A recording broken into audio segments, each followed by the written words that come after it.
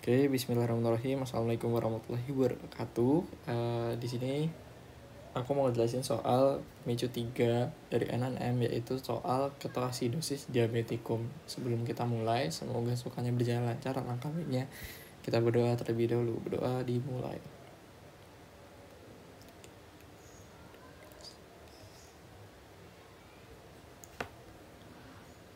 Doa selesai. Jadi di pemicu 3 ini yaitu pemicunya adalah seorang anak perempuan berusia 9 tahun dibawa oleh ibunya ke IGD-RS karena penurunan kesadaran disertai napas yang cepat dan dalam sejak 4 jam yang lalu. Pasien mengalami muntah sejak 1 hari yang lalu frekuensi 5x10. Oke, kita langsung ambil poin-poinnya aja. Demam 2 hari yang lalu, nggak ada batuk, pilek, mencret atau luka, sering mengompol, sering haus, poliuri, polidipsi, kemudian lapar, polifagi, makan banyak tapi berat badan turun. Ayah pasien meninggal 10 tahun lalu karena komplikasi kencing manis, berarti ada faktor genetik. Oke, langsung aja ke rumusan masalahnya. Mengapa anak perempuan 9 tahun mengalami penurunan kesadaran disertai napas cepat dan dalam atau kusmol, muntah, demam, mengompol saat malam hari, sering lapar, haus, dan berat badan turun dengan riwayat penyakit ayah meninggal akibat kencing manis. Langsung aja kita ke peta konsep. Yaitu anak perempuan 9 tahun kita tulis faktor resikonya, yaitu faktor resiko karena diabetes. Kenapa kita bisa mengira dengan diabetes? Karena ayahnya meninggal karena kencing manis atau kita kenal dengan DM. Nah, faktor genetik ini diturunkan melalui mutasi gen. Gen apa itu? Gen yang disebut dengan HLA atau Human Leukocyte Antigen. Jadi HLA ini yaitu letaknya ada di membran sel di beta pankreas. Nah, karena adanya mutasi pada HLA ini, imun tubuh menganggap bahwasanya sel beta pankreas ini adalah benda asing, sehingga nanti sel beta pankreas pada DM tipe 1 nanti akan didestruksi oleh sel imun.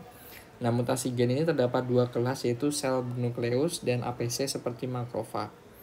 Nah, nanti karena HLA ini deteksi sebagai zat asing tubuh karena terjadi mutasi, respon autoimun dari tubuh.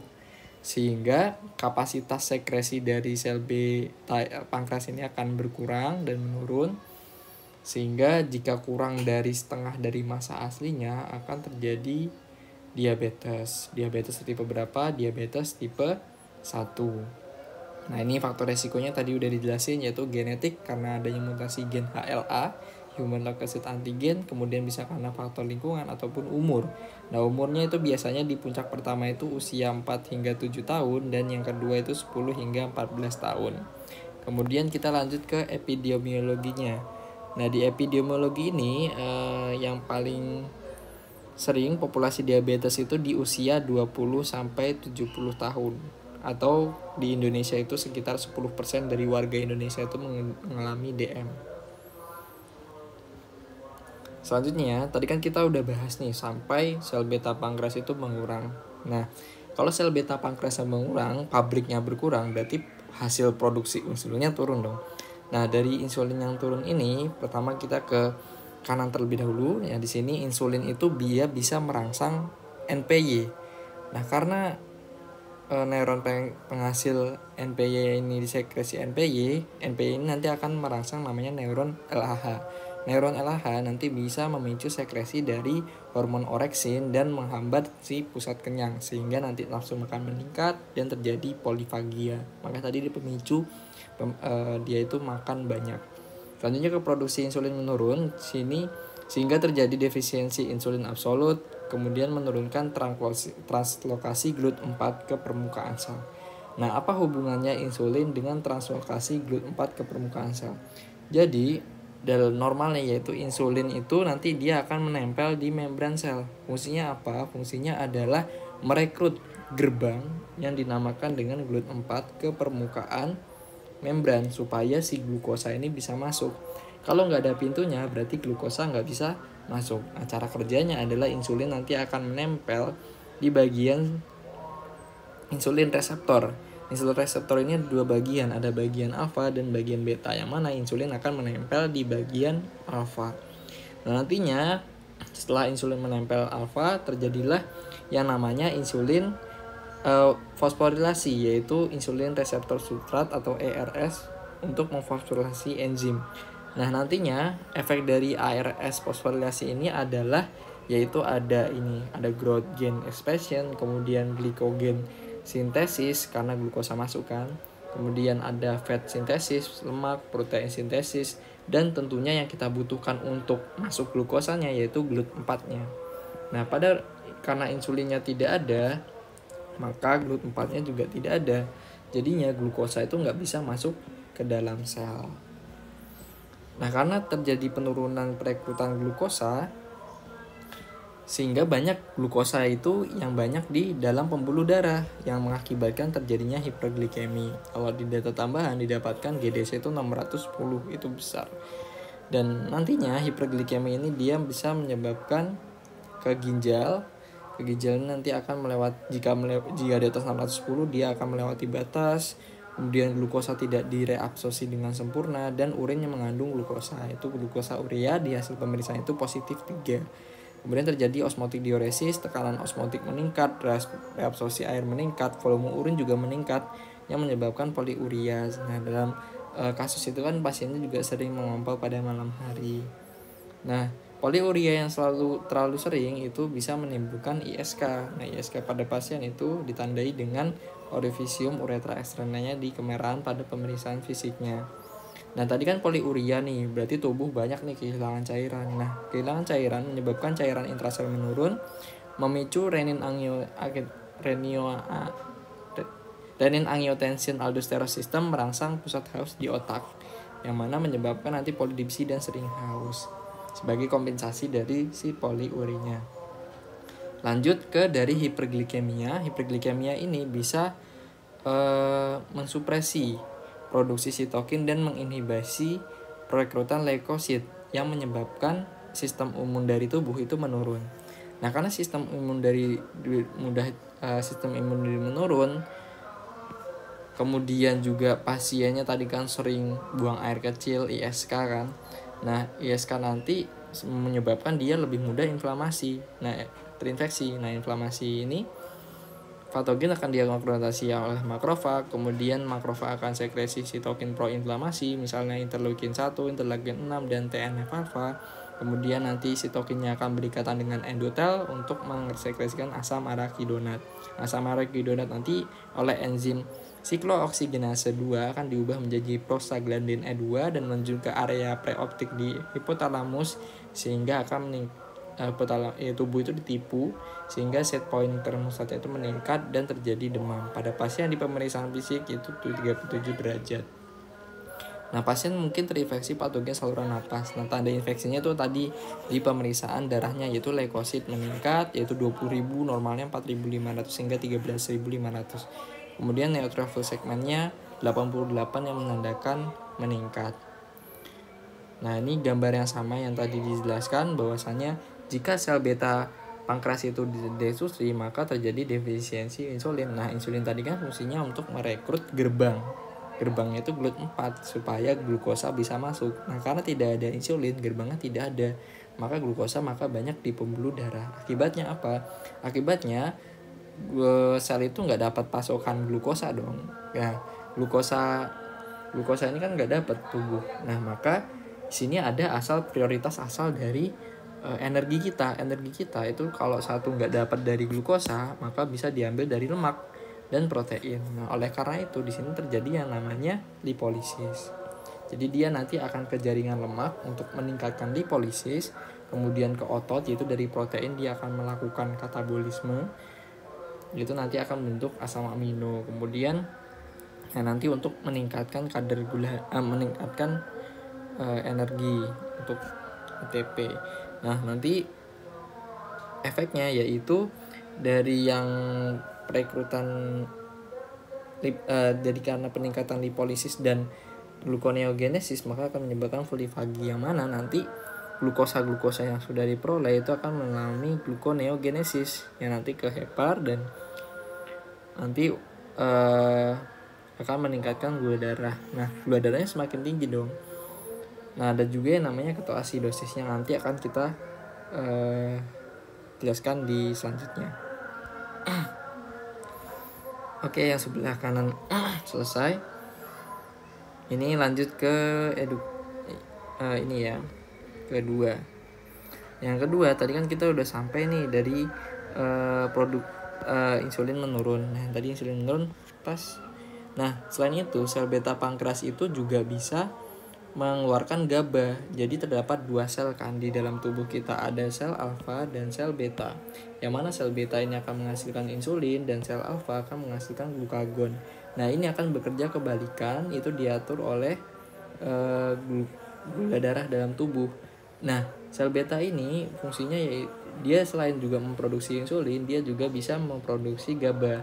Nah, GABA ini fungsinya apa? Fungsinya adalah menginhibisi sel alfa Langerhans supaya dia tidak memproduksi glukagon. Namun karena tadi sel betanya itu rusak, disrupsi dan tinggal sedikit, maka produksi GABA-nya juga menurun. Akibatnya inhibisi produksi hormon oleh sel alfa Langerhans juga menurun. Akibatnya sel alfa Langerhans nggak ada yang nyetop dong. Karena nggak ada yang nyetop, maka glukagon meningkat. Nah, glukagon yang meningkat ini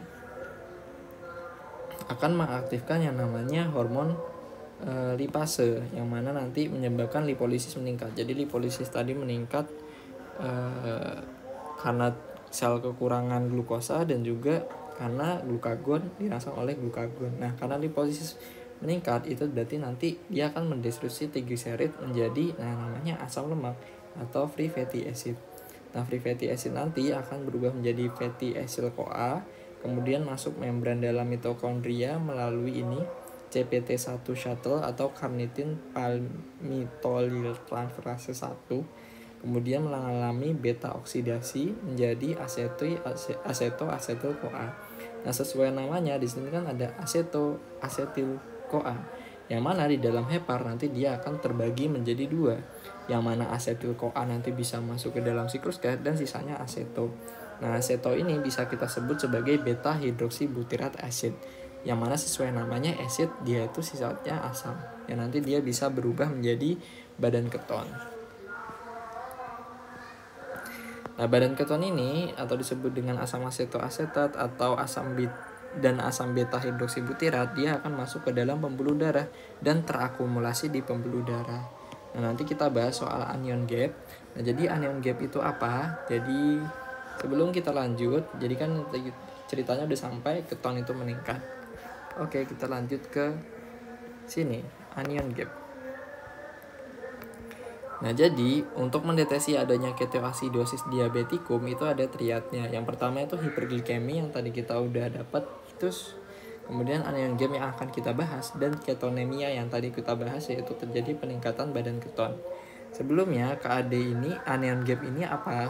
Jadi anion gap ini di dalam tubuh itu punya yang namanya kation dan anion. Kation itu yang positif dan anion itu yang negatif. Kation ini contohnya itu natrium dan H+, tapi H+ jumlahnya sedikit sehingga di sini tidak ditulis. Yang kita bahas adalah yang anion. Nah, normalnya itu adalah di rentang 12 mili ekuivalen per liter. Namun pada kondisi asidosis terjadi peningkatan dari anion gap. Terjadi penurunan dari anion gap. Sehingga jika terjadi, kenapa anion gap mengalami penurunan? Karena untuk menormalkan kembali pH darah, kita membentukkan HCO3-. Prosesnya bagaimana? Nah, prosesnya bagaimana untuk menaikkan pH darah menjadi normal. Nah, sebelum kita lanjut ke bagaimananya, di sini ada klasifikasi dari KAD, yang mana KAD ringan itu pH-nya di bawah 7,3, KAD sedang di bawah 7,2, KAD yang berat itu pH-nya di bawah 7,1, dan HCO3-nya kalau yang ringan itu di bawah 15 mili ekuivalen per liter, HCO3- di bawah 10 kan, kemudian yang berat adalah di bawah 5 mili ekuivalen per liter. Nah, sebelum kita lanjut ke pembahasan buffer, di sini ada yang namanya analisis gas darah yang biasanya kita temukan di pemeriksaan penunjang. Nah, Yang pertama itu kita bahas pH normal. pH normal tubuh itu di rentang 7,35 dan 7,45. Kalau turun itu asam, kalau naik itu basa. pH itu apa? pH itu adalah min log H+, yang mana kita ketahui kadar H+ normal dalam tubuh yaitu ini 0,000004 mili ekuivalen per liter. Sedangkan natrium itu 135 sampai 145 mili ekuivalen per liter, dan kalium 3,5 hingga 5 mili ekuivalen per liter. Yang kalau kita bandingkan dengan kation yang lainnya, kadar dari H+ ini sangat sedikit sekali. Oleh karena itu, supaya memudahkan dari penghitungannya, yaitu ada rumus namanya pH min log H+. Nah, di sini rumusnya min log H+ sama dengan 4 kali 10 pangkat min 7, itu kan sama dengan 0, ini. Nah, 4 kali 10 pangkat min 7 berarti pH sama dengan 7-nya ke depan, minusnya hilang, 4. Gitu. Jadi seperti kita ketahui, kalau misalkan H+-nya tambah banyak, kan berbanding terbalik ya. Kalau H+-nya tambah banyak berarti pH-nya semakin turun. Kalau H+-nya makin dikit berarti pH-nya semakin naik atau basa. Nah, kita udah pelajarin tadi kalau H+-nya naik pH-nya turun, H+-nya turun, pH-nya naik. Nah, kalau tadi kan kalau ke pH-nya turun ke arah asidosis dan pH-nya naik ke arah alkalosis. Tergantung H+. Nah, tapi di dalam tubuh yang sesuai kita bahas tadi itu terdapat buffer yang namanya bikarbonat atau HCO3-. Nah, bagaimana kerja dari HCO3- ini? Nah, ketika kadar H+ dalam tubuh meningkat, H+ ini akan diikat oleh tubuh oleh HCO3-, yang mana nanti akan membentuk H2CO3 atau asam bikarbonat. Nah, asam bikarbonat ini nanti akan dirubah menjadi H2O dan CO2. Yang mana CO2 ini jika jumlahnya banyak, dia akan merangsang kemoreseptor sentral di medula oblongata, sehingga tubuh akan berusaha mengeluarkan CO2 dari tubuh yang berlebihan, sehingga nanti pada pasien tersebut, khususnya pada ketoasis diabetikum, itu napasnya cepat dan dalam atau Kussmaul type breath gitu. Nah, jadi kita kesimpulannya adalah asidosis dan alkalosis. Kalau asidosis itu HCO3-nya semakin turun, tapi CO2-nya semakin naik. Yang mana CO2 nanti akan menimbulkan Kussmaul. Dan alkalosis, HCO3-nya naik dan CO2-nya menurun. Oke, kita lanjut ke anion K tadi. Kita udah bahas soal ketoasidosis, selanjutnya yaitu nah, H+ tadi dia itu bisa menembus BBB atau blood-brain barrier, yang mana dia akan bisa menstimulasi CTZ atau chemoreceptor trigger zone, yang nanti ujungnya adalah mengalami muntah, yaitu dia bisa menstimulasi vomiting center di medula oblongata. Nah, muntah ini dia bisa menyebabkan dehidrasi. Oleh karena itu pada pasien sini ada supel, turgor, elastisitas menurun, mata cekung, bibir kering. Kemudian ada volume intravaskularnya menurun, sehingganya pelat jantung berkurang mengakibatkan shock hipovolemik. Nah, shock hipovolemik ini akibatnya perfusi organ tidak adekuat yang menimbulkan ketiga. Satu, bisa ke kulit sehingga vasokonstriksi ekstremitas, akralnya dingin, nadi teraba lemah. Kemudian ke otak, akibatnya karena shock hipovolemik aliran ke cerebral turun, akibatnya terjadi hipoksia cerebral dan penurunan kesadaran.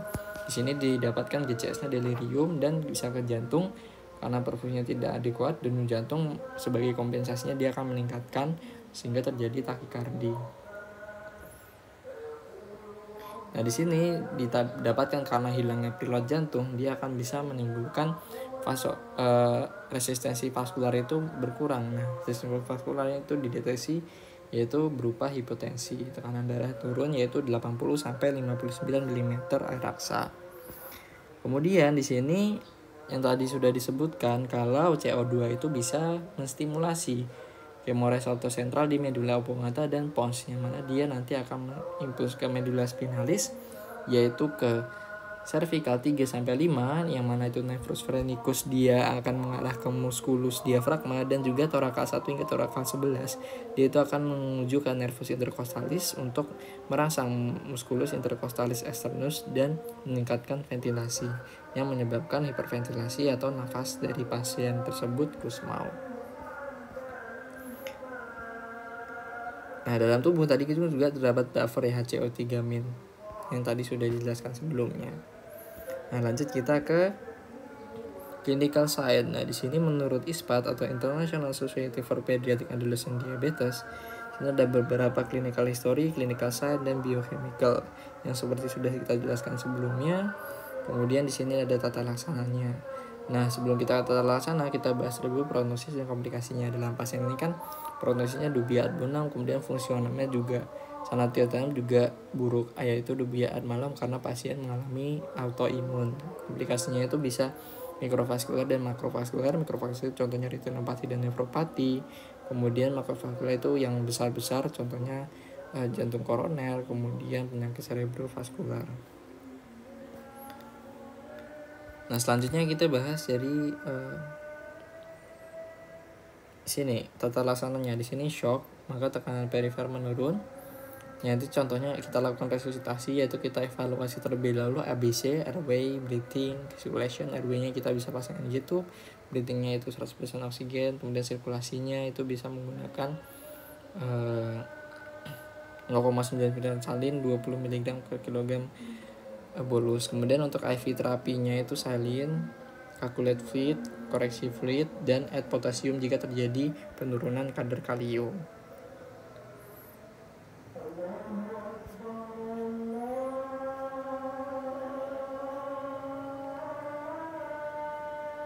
Kemudian tata laksana lainnya itu bisa diberikan insulin 1-2 jam setelah pemberian secara IV, yaitu dosis 0,05 sampai 0,1 unit per kilogram per jam. Kemudian terapi bikarbonat karena tadi terjadi penurunan kan. Jika pH darah di bawah 6,8 dengan dosis 1-2 mg per kilogram BB secara IV selama lebih dari 60 menit. Oke, sekian tutor pada Soka pemicu 3 kali ini. Semoga bermanfaat. Wassalamualaikum warahmatullahi wabarakatuh.